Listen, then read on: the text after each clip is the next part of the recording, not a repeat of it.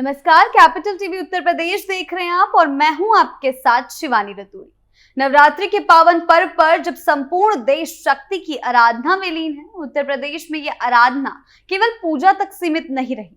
मुख्यमंत्री योगी आदित्यनाथ के नेतृत्व में शुरू हुआ मिशन शक्ति 5.0 अब महज एक सरकारी योजना नहीं बल्कि बेटियों के सम्मान और सशक्तिकरण की सामाजिक क्रांति बन चुका है। कन्या पूजन जैसे धार्मिक अनुष्ठानों को सामाजिक जागरूकता का माध्यम बनाकर प्रदेश सरकार ने संदेश दिया है कि आज की कन्या केवल पूजा की पात्र नहीं बल्कि वो समाज और राष्ट्र के निर्माण की सशक्त आधारशिला है। जहां एक और प्रदेश में लाखों बालिकाओं को सम्मान आमंत्रित कर उनका पूजन किया गया, वहीं दूसरी ओर योजनाओं से जोड़कर उन्हें आत्मनिर्भर भविष्य की दिशा में अग्रसर किया गया। ये वही उत्तर प्रदेश है जो कभी महिला सुरक्षा और कल्याण के मुद्दों पर पिछड़ा माना जाता था, लेकिन अब मिशन शक्ति के माध्यम से ये प्रदेश बेटियों की आवाज और अधिकारों का सबसे बुलंद मंच बन चुका है। क्या कुछ हुआ है, क्या कुछ योगी सरकार ने किया है, आइए जानते हैं विस्तार से। नवरात्रि के पावन अवसर पर मुख्यमंत्री योगी आदित्यनाथ के नेतृत्व में चल रहे मिशन शक्ति 5.0 अभियान ने नारी सुरक्षा, सम्मान और स्वावलंबन को एक नई ऊंचाइयां प्रदान की है। महिला एवं बाल विकास विभाग के आह्वान पर पूरे उत्तर प्रदेश में 30 सितंबर से लेकर 1 अक्टूबर को अष्टमी नवमी तिथियों पर आयोजित कन्या पूजन कार्यक्रमों का आयोजन किया जा रहा है। अष्टमी के दिन पूरे प्रदेश में 5 लाख से अधिक कन्याओं का सम्मानजनक पूजन किया गया है। साथ ही इन आयोजनों में 1,500 से अधिक बालिकाओं को मुख्यमंत्री कन्या सुमंगला योजना से जोड़ा भी गया। मिशन शक्ति 5.0 के तहत बालिकाओं का कन्या पूजन धार्मिक परंपरा का निर्वहन भर ही नहीं रह गया है, बल्कि समाज में कन्या जन्म को उत्सव के रूप में स्थापित करने वाली सामाजिक क्रांति का प्रतीक भी बन गया है।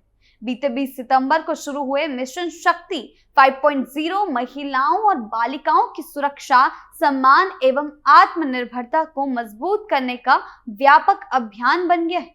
कन्या पूजन के माध्यम से योगी सरकार ने समाज को गहरा संदेश भी दिया है, जिसके तहत बेटियों को परिवार और समाज की आधारशिला के रूप में बताया गया है। विभिन्न जिलों में आयोजित कार्यक्रमों में महिला कल्याण बेबी रानी मौर्य, राज्य मंत्री प्रतिभा शुक्ला, प्रभारी मंत्री, जिला अधिकारी, जनप्रतिनिधि एवं प्रशासनिक अधिकारियों की उपस्थिति में ये कार्यक्रम आयोजित हुए हैं। अष्टमी के दिन विभिन्न विभागों और संस्थाओं के माध्यम से पूरे प्रदेश में 5 लाख से अधिक कन्याओं का सम्मानजनक पूजन किया गया। इन आयोजनों का मूल उद्देश्य कन्या जन्म को बोझ न मानकर आशीर्वाद के रूप में देखने को प्रेरित किया। सांस्कृतिक प्रस्तुतियों, लोकगीतों और संवाद सत्रों के जरिए बालिकाओं को शिक्षा, पोषण, स्वास्थ्य एवं आत्मनिर्भरता के लिए प्रेरित किया गया। कार्यक्रम स्थल पर विशेष काउंटरों पर कन्या सुमंगला योजना के फॉर्म भरवाए गए, जो मुख्यमंत्री योगी के मार्गदर्शन में बालिकाओं को जन्म से उच्च शिक्षा तक 25,000 रुपए की आर्थिक सहायता प्रदान करती है। परिवारों को योजनाओं की विस्तृत जानकारी देकर अधिकतम लाभ सुनिश्चित किया गया। मिशन शक्ति के तहत बाल विवाह, शिक्षा वंचना और स्वास्थ्य उपेक्षा जैसी कुरीतियों के खिलाफ अभियान चलाया गया, जो नारी सुरक्षा के मूल सिद्धांत को मजबूत करता है। महिला एवं बाल विकास विभाग की प्रमुख सचिव लीना जौहरी ने कहा कि कन्या पूजन केवल अनुष्ठान नहीं बल्कि समाज को संदेश है कि बेटियां हमारी शक्ति हैं और भविष्य की धरोहर है। मिशन शक्ति हर कन्या को सुरक्षित, सशक्त बनाने का संकल्प है। वहीं महिला कल्याण निदेशक संदीप कौर ने कहा कि ये समारोह कन्याओं के प्रति सकारात्मक सोच का विस्तार करेगा। आज हमें ये समझने की आवश्यकता है कि हर बेटी अपने साथ परिवार और समाज के लिए उज्जवल भविष्य की संभावना लेकर आती। मिशन शक्ति बेटियों के सशक्तिकरण की ये लौ पूरे प्रदेश में प्रज्वलित कर रहा है। योगी आदित्यनाथ की ओर से ये मिशन शक्ति चलाया जा रहा है, जहां एक और मुख्यमंत्री योगी आदित्यनाथ के नेतृत्व में मिशन शक्ति 5.0 जैसे अभूतपूर्व अभियान के माध्यम से उत्तर प्रदेश में नारी सुरक्षा, सम्मान और स्वावलंबन को प्राथमिकता दी जा रही। वहीं पूर्ववर्ती सरकारों, विशेषकर अखिलेश यादव के कार्यकाल की बात करें तो उस दौरान इस दिशा में कोई भी कदम, ठोस कदम और दूरगामी कदम देखने को मिला ही नहीं। अखिलेश सरकार के दौरान महिला कल्याण और बालिकाओं की शिक्षा, सुरक्षा तथा स्वावलंबन पर अपेक्षित ध्यान नहीं दिया गया।